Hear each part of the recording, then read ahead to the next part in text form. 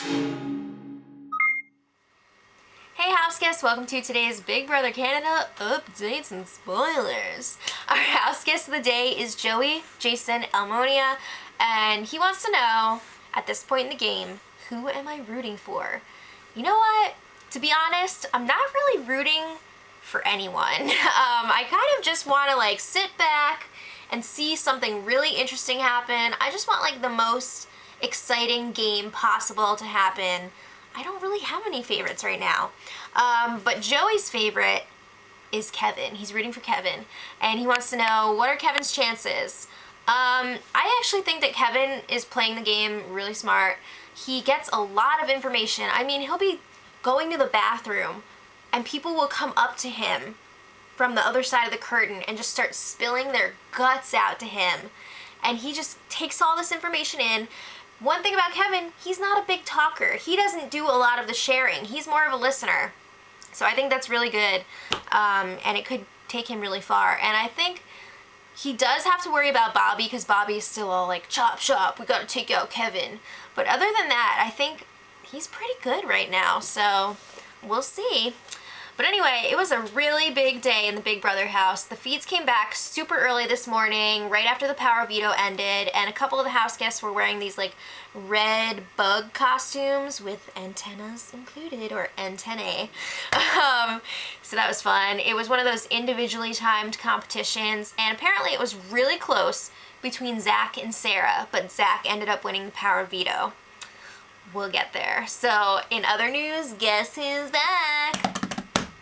It's Cindy with an S. Cindy won the endurance competition. She's back in the game. She's ready to shake things up. And I'm just please do something good. Please be exciting. So, again, we'll get there. So Zach and Ashley were chatting up in the HOH room, and we got a little bit of information about some deals and some talking that was going on while the feeds were off. I guess they found out that somebody was returning before the Power Veto competition, so Zach told Jordan and Godfrey, look, I want you to throw the Power Veto to me. And they, I guess, did it. So Jordan's time was really bad. It was really bad. So I guess Zach also told Godfrey, if I win the Power Veto, I'll use it on you and you'll be safe. He's not gonna do that. He's not doing that. So Zach is all messed up with Cindy coming back. He feels like he's been on this emotional roller coaster, and he is bitching out. He decided, no, it's too early for me to go after Bobby or Bruno. I don't want to turn on them yet, and I don't want the remaining one of them to come after me next week. So even though all of his allies, which is basically the whole house, are no, we'll keep you safe next week, you have nothing to worry about, he's I can't do it, it's too soon. Bring. Helen called. She wants her phrase back. It's too early. Alright, so he's come to the conclusion he wants to keep the nominations the same and get rid of Godfrey instead. And I'm just thinking, how amazing would it be if Jordan was sent home? How amazing. Let's just pause for a second and think about that. Alright, so Ashley agrees with Zach that yeah, Godfrey just sleeps all day, and he doesn't even talk to anyone, so no one would be upset if he left. It's not a big deal. Alright, so Godfrey was talking to Jordan today with Zach about what he's going to do with the veto, because Godfrey didn't want to throw Jordan under the bus to Zach, so he's let's talk to him together. So they were okay, so Godfrey, what are your plans next week if you stay in the house? And Godfrey's well, if I went to HOH, I would go after Cindy or Sarah. And I'm guessing that this means that Cindy has immunity this week, because I haven't heard her name mentioned yet to go up as a possible replacement nominee. So I'm thinking that Cindy is immune for the week. But yeah, he's I'm gonna go after the girls, we need to take them out, yada yada yada. So then Jordan kind of had a slip in this conversation. Now everyone pretty much knows that Jordan and Zach are attached to the hip. But Jordan, I don't know if Godfrey picked up on this or what, but Jordan was so if we save you, and then if Zach saves you with the veto, Yeah, it was pretty bad. So at the end of this conversation, Zach doesn't tell them yet what he's gonna do. He's like, let's talk about it later and we'll figure it out. We'll figure it out. It's gonna be good. So, yeah. Then Kevin, Zach, and Jordan meet in the storage room, and Zach is like, guess what, guys? I'm not ready to go through with the plan yet. I'm not going to get rid of Bruno.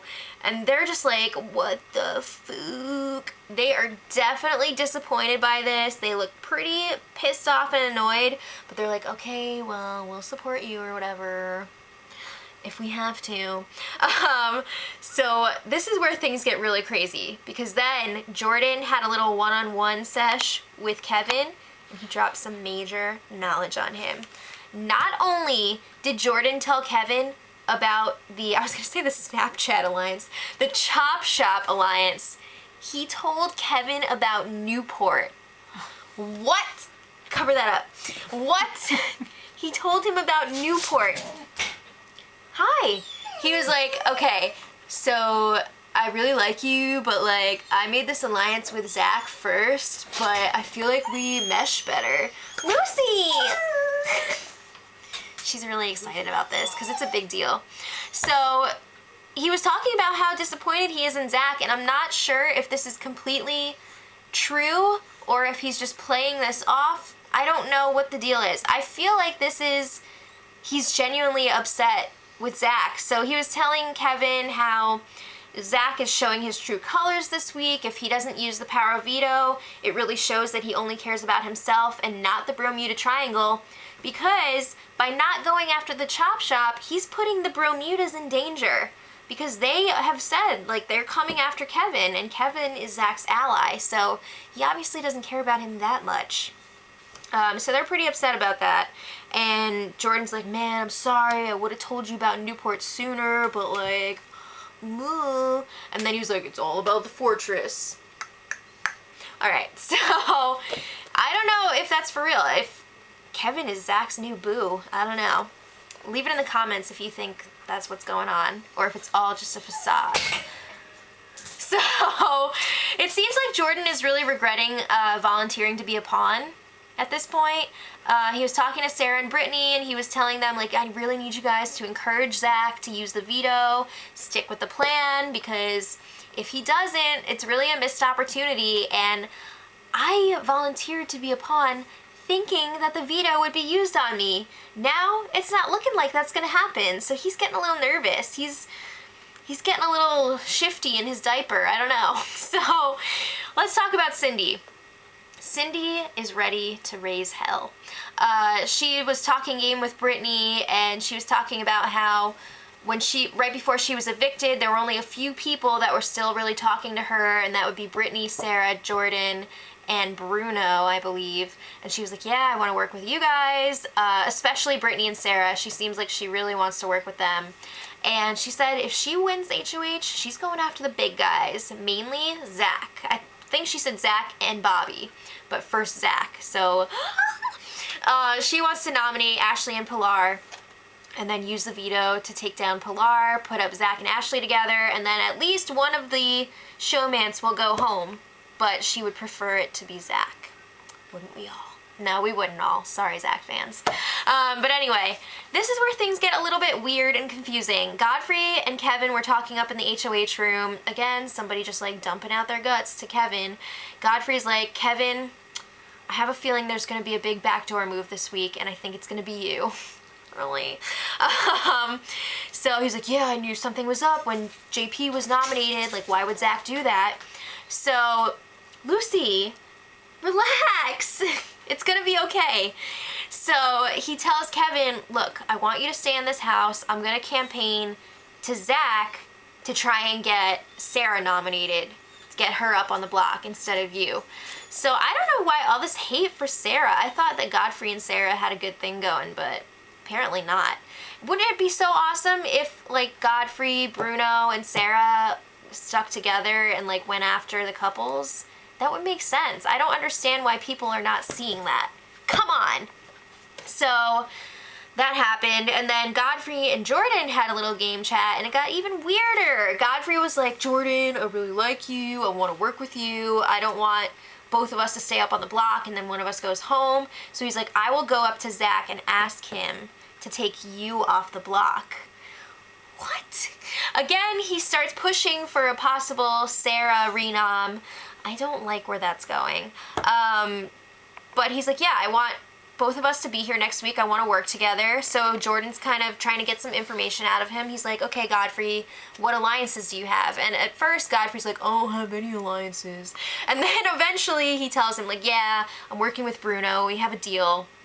So then Jordan takes this information and tries to drive a wedge between Bruno and Godfrey. He's like, you know, is Bruno really there for you, though? Like, did he fight for you when you were first nominated? Like, what's going on there? So he's trying to kind of pull him away from Bruno. I don't know if it's actually going to work. I really am confused by Godfrey's gameplay.